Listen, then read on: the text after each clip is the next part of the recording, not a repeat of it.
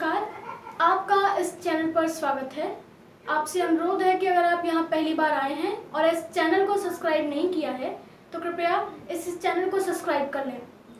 आज हमारे साथ वापस अशोक कुमार द्विवेदी जी हैं, जो कि एक वरिष्ठ अधिवक्ता हैं और साथ ही समाज सेवी भी हैं। अशोक जी, आज का हमारा प्रश्न आरटीआई से लेकर है। जो सोसाइटीज़ होती हैं या फिर कोई संस्था होती है, तो क्या वो आरटीआई की परिधि में आती है? आपके सवाल का जवाब दूं इसके पहले सभी दर्शकों का, श्रोताओं का वंदन, अभिनंदन, नमस्ते। राइट टू इंफॉर्मेशन एक्ट की सेक्शन 2H में कई प्रोविजंस हैं। अथॉरिटीज़ कौन कौन सी हैं, किनसे से सूचना प्राप्त कर सकते हैं, उसमें सेक्शन 2H में ये भी कहा गया है कि जो सरकारी संस्थाएं हैं या कोई ऐसा ऑर्गेनाइजेशन, इंस्टीट्यूशन है जो सरकार से ओन्ड है, यानी उसका स्वामित्व सरकार के पास है, या ऐसी कोई संस्था है या समिति है जिसको सरकार के द्वारा सब्सटेंशियली फाइनेंस किया जा रहा है, तो इन संस्थानों से आप सूचना प्राप्त करने के अधिकारी हैं।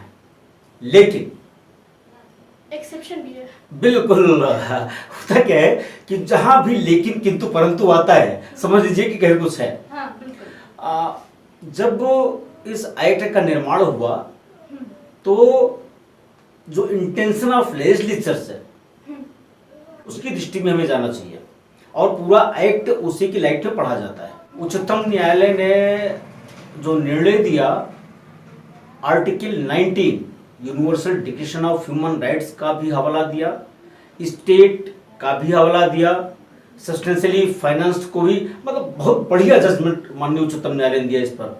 और उन्होंने लास्ट में होल्ड किया कि कोऑपरेटिव सोसाइटीज, जो कि वो कोऑपरेटिव सोसाइटी से था, कोऑपरेटिव सोसाइटी में होता क्या है, जैसे वहाँ पे आप देखते हैं सचिव होता है, अध्यक्ष होता है, 5 साल चुनाव होता है, सरकार उसको मॉनिटर करती है। हाँ, बिल्कुल। तो दो चीज वहां पे कोर्ट ने डिसाइड किया, सुपरवाइजरी पावर अलग है, मॉनिटर करना अलग है। सुपरवाइजरी पावर होने के नाते या मॉनिटर करने के नाते वह संस्था या कोऑपरेटिव सोसाइटी आरटीआई परिधि में आ जाएगी, ऐसा मानना गलतफहमी है। हाँ। ऐसा कोर्ट ने कहा।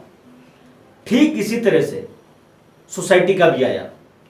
दो सोसाइटी होती है, एक कोऑपरेटिव सोसाइटी और एक सोसाइटी रजिस्ट्रेशन एक्ट के तहत जो एनजीओ काम करते हैं वो सोसाइटी।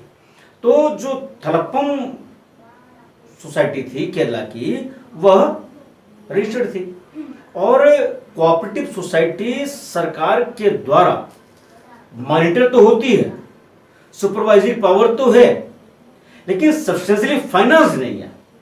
कोर्ट ने इसी को डिसाइड करते हुए मात्र सुपरवाइजरी पावर है, मॉनिटरिंग पावर है, इसके कारण कोऑपरेटिव सोसाइटी आरटीआई की परिधि में नहीं आती है और सूचना देने से वंचित है। ठीक ऐसे ही एनजीओज का भी जो आपने सवाल पूछा है, सोसाइटी रजिस्ट्रेशन एक्ट के तहत पंजीकृत संस्थान आरटीआई की परिधि में नहीं आते हैं तब तक जब तक को सब्सटेंशियली फाइनेंस ना हो। और सब्सटेंशियली फाइनेंस क्या है, यह हर मामले की तथ्य और परिस्थिति पर निर्भर करता है। दिव्यांगजन बच्चों का कोई संस्था चला रही है, हॉस्टल का सारा खर्चा सरकार वहन कर रही है, रहने का खर्चा बच्चों के भोजन का सरकार वहन कर रही है, जो वहां पढ़ा रहे हैं उनका मानदेय भी सरकार दे रही है, बिल्डिंग का किराया भी सरकार दे रही है। तो अब यहां पे क्या आया, यह संस्था जो ग्रांट प्राप्त कर रही है सब्सटेंशियली फाइनेंस मानी जाएगी और ऐसी संस्था को देना पड़ेगा सूचना। हमारे दर्शक भी अपने सवाल का उत्तर पा चुके होंगे। कृपया आपसे निवेदन है कि इस चैनल को सब्सक्राइब करें, अगर आपने अब तक नहीं किया है तो लाइक करें, शेयर करें और कमेंट में बताएं कि आपको यह वीडियो कैसी लगी। अशोक जी, आपका बहुत बहुत धन्यवाद। नमस्ते। आप सबका धन्यवाद। ये वीडियो देर तक